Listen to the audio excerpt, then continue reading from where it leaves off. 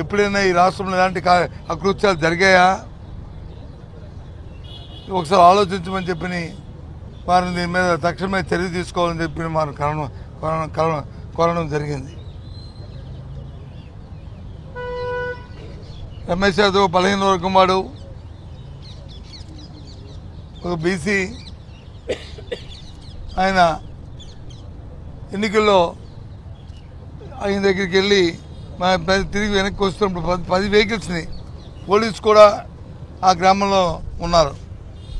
పులిమేరలో లోనకి వెహికల్స్ పంపిస్తున్నప్పుడు వాళ్ళు వాటిని ప్రివెంట్ చేయవలసిన ఆవశ్యకత ఉందా లేదా అని గవర్నర్ గారిని కోరాం. ఏమీ చేయకుండా నిర్లక్ష్యంగా పోలీసు అండ్ తెలుగుదేశం కార్యకర్తలు కలిసి కుమ్మక్కై ఈ ఇన్సిడెంట్కి ప్రయత్నం చేశారనడానికి కారణం కూడా దాంట్లో ఉన్న కారణాలు 1, 2, 3 చూస్తుంటుంటే నిన్న స్వయాన పోలీసు డిఐజీ ఎవరైతే ఉన్నారో వారిని పెట్టిన ప్రెస్ కాన్ఫరెన్స్లో వారు మాట్లాడిన భాష కానీ ఆ వ్యంగ మాటలు కానీ చూస్తుంటే తేడతెల్లమవుతుందండి. ఇదిగో చూడండి ఆయన ఏం మాట్లాడారని అవన్నీ కూడా గవర్నర్ గారికి చూపడం జరిగింది. ఫ్రీ అండ్ ఫెయిర్ ఎలక్షన్ జరగడమే కాకుండా అసలు రాష్ట్రంలో చెల్లిస్తున్న శాంతి భద్రతల మీద తమ దృష్టి పెట్టాలి. మీరు చెప్తుంటారు కదా, ఇది మీ ప్రభుత్వం, మన ప్రభుత్వం, ఇది నా ప్రభుత్వం, దిస్ మై గవర్నమెంట్ అని. మరి మీ గవర్నమెంట్లో ఏ రకంగా జరుగుతున్నాయో ఆలోచించండి. చట్టాన్ని ఏ రకంగా చేతుల్లో తీసుకొని చట్ట వ్యతిరేకంగా ఏ రకంగా ప్రవర్తిస్తుందో ఈ ప్రభుత్వం, ఈ దుష్ట ప్రజలను ఏ రకంగా చేస్తున్నారో ఆలోచించమని చెప్పి వారిని కోరడం జరిగింది. వారు స్పందించారు. దీని మీద ఇంకోటి కూడా చెప్పాము. నేను రోజున ఎలక్షన్ కమిషన్ కూడా కలిసాము. వారికి కూడా రిప్రజెంటేషన్ మా పెద్దలందరూ ఇచ్చారు.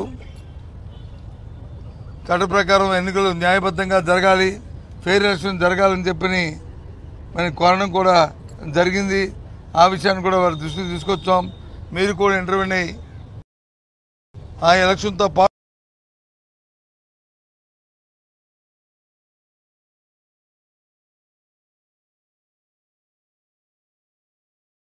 కూడదని ఒక బాధ్యత ప్రతిపక్ష పార్టీగా కోరుకుంటున్నాం. డిఐజీ కోయి ప్రసాద్, కోయి ప్రవీణ్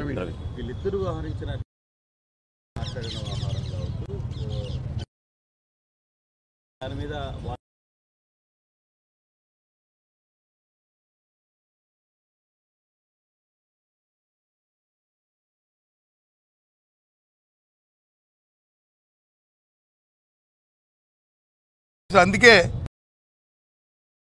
మమ్మల్ని అంటున్నారు, మమ్మల్ని చేస్తున్నారన్నారు. ఇవాళ నిజంగా చెప్తున్నాను, నిన్న ప్రవీణ్ ఆ డిఎస్పీ, మీరు చెప్పిన డిఎస్పీ ఆయన మాట్లాడి పోలీస్ సంఘం రియాక్ట్ అవ్వాలి.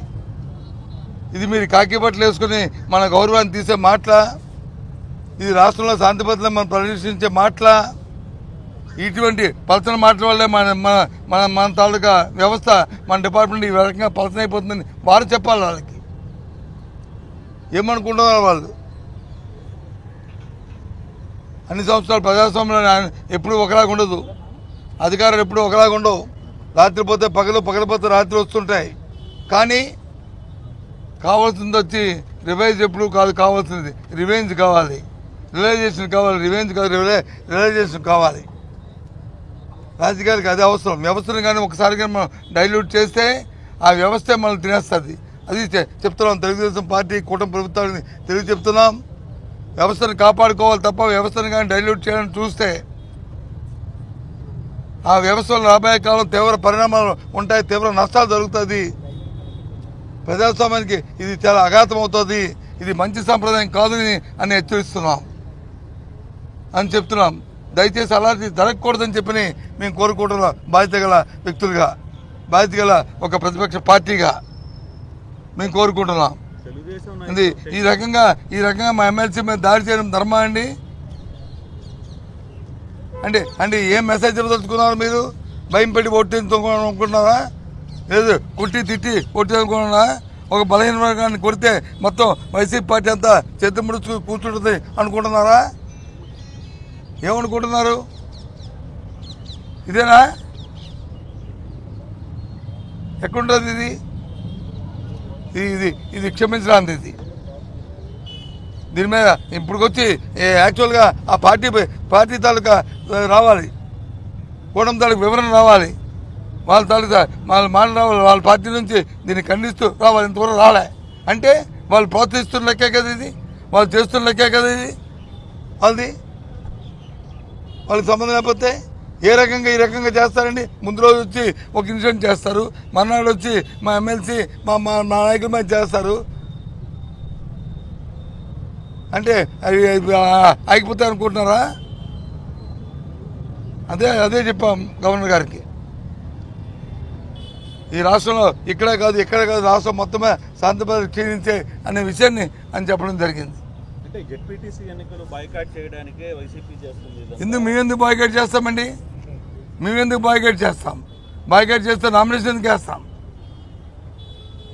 బాయ్కాట్ చేస్తే ఇది వచ్చి దీనికోసం వేసుకోండి, ఈ కట్టుని అలంకారం కోసం వేసుకున్నా లేకపోతే ఏదో చేయడానికి వేసుకున్నా? మీ దగ్గర ముందు చెప్పండి.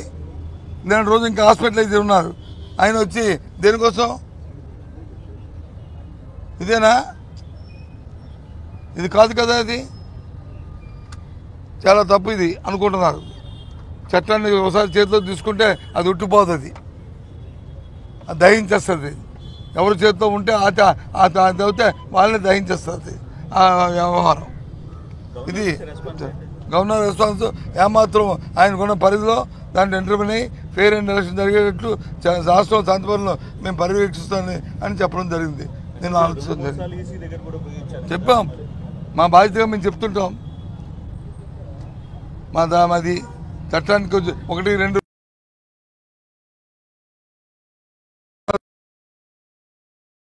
ఏంటో అని